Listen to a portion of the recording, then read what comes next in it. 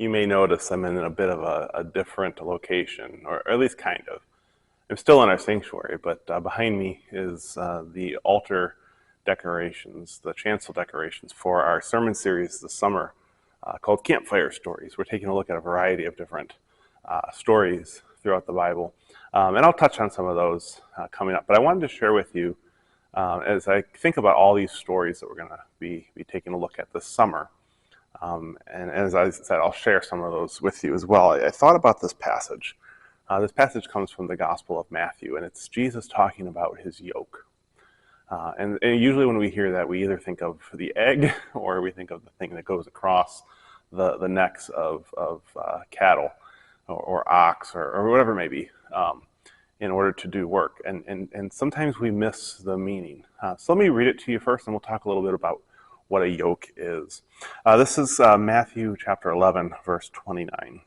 Jesus says, "Put on my yoke and learn from me. I'm gentle and humble, and you will find rest for yourselves." A yoke that Jesus is talking about is not the egg, of course, and it's related to, but really not talking about the wooden brace that you'd put on the back of an ox in order to plow a field, for instance. The yoke that Jesus is talking about was a reference to the teachings of a rabbi. Rabbis were not uncommon, but they were particularly special teachers within the Jewish faith that would teach disciples how to not just be a faithful person of God, but also how to be more like the rabbi. They would try to create little rabbis, if you will, of their students who would learn their rabbi's way. And the rabbi's way also had the name of their yoke. And so for Jesus to say, "Put on my yoke," is an invitation. Learn how to be more like me. Learn how to be more like me. And it's almost like Jesus is offering this sales pitch here in Matthew. Learn my way. Discover that I am humble and gentle, and that when you put on this yoke, it changes something about you. It changes something about you. See, it wasn't like shopping for a car. If you're looking for a car, you might look for something that's going to fit you. Make the car fit you. If I'm going out looking for a car at 6 feet 8 inches, I'm probably not going to walk away with a sports car that is more ideal for someone who's 5'9", 5'10". It wouldn't work. I'm going to look for something that's going to fit my stature.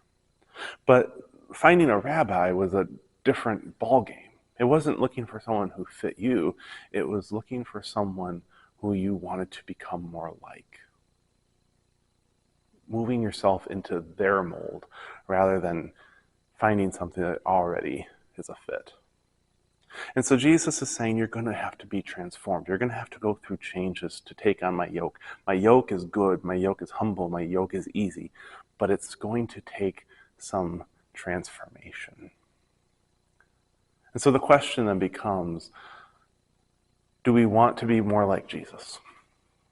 My guess is that answer is pretty obvious and pretty safe to say, yes, we would like to be more like Jesus. I would like to be more like Jesus. But here's the second part of that question. Am I willing to change? Am I willing to change not just the easy things, but the hard things? Am I willing to become wholly new in order to experience this yoke, this way that is humble, that is easy, that is light? Am I ready to undergo that transformation? Transformation is the key to Christianity. It's not finding a faith that fits us. It's allowing ourselves to be fit, molded into the disciple that Jesus wants us to be. Amen.